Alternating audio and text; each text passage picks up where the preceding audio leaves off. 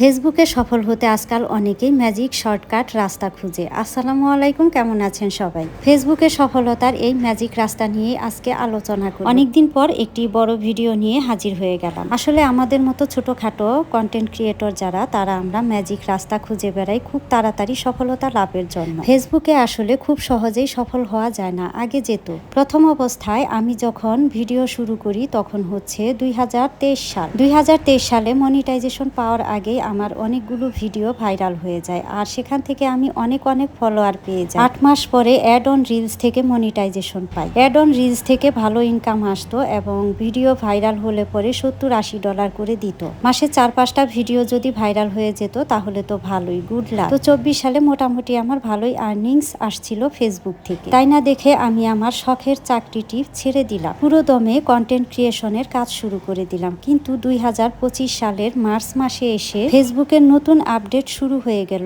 এবং ক্রমাগত বেশ কয়েক মাস সেই আপডেট চলতেই থাকে, যার ফলে আর্নিংস একদমই হচ্ছিল না, একদম বন্ধ। তারপরেও গত 25 সালটা আমি অ্যাক্টিভ থেকেছি, ভালোভাবে ফেসবুকে কাজ করেছি, যেন ফেসবুক দেখে যে আমি অ্যাক্টিভ আছি। এরপরে 2026 সাল এলো। 26 সালে এসেও মাঝে মাঝে নানা টাইপের আপডেট হচ্ছে ফেসবুকের এই আপডেটগুলো কবে শেষ হবে জানা নেই আমাদের। ফেসবুক প্রতিদিন নিত্য নতুন আপডেট দিচ্ছে, আর এই আপডেট দেওয়ার কারণগুলো হলো একটা, মানুষ যখন জানতে পারলো ফেসবুক ডলারের খনি, অমনি হুমড়ি খেয়ে পড়লো ফেসবুক থেকে সবাই কন্টেন্ট ক্রিয়েশনে নেমে গেল। যখন যেটার ছবি পাচ্ছে, যখন যে ভিডিওটাই পাচ্ছে, সেটাই ধরে ধরে এনে ছেড়ে দিচ্ছে তার ফেসবুক পেজ বা প্রোফাইল। এই যেমন ধরুন কেউ একটু মুখটা বাঁকা করলো, সে মুখ বাঁকার ছবিটাই রিলস হিসেবে ছেড়ে দিল। আবার ধরুন কারো বাচ্চা পটি করছে, সেটাও কিন্তু রিলস হিসেবে ছেড়ে দিচ্ছে অনেক। ফেসবুক তো এত বোকা না যে যেন তেন ভিডিও দিলে পরেই তাকে ডলার দিয়ে বসবে। তাই ফেসবুক কি করলো, এসব সাপ্রি কন্টেন্ট ক্রিয়েটরদের শায়েস্তা করার জন্য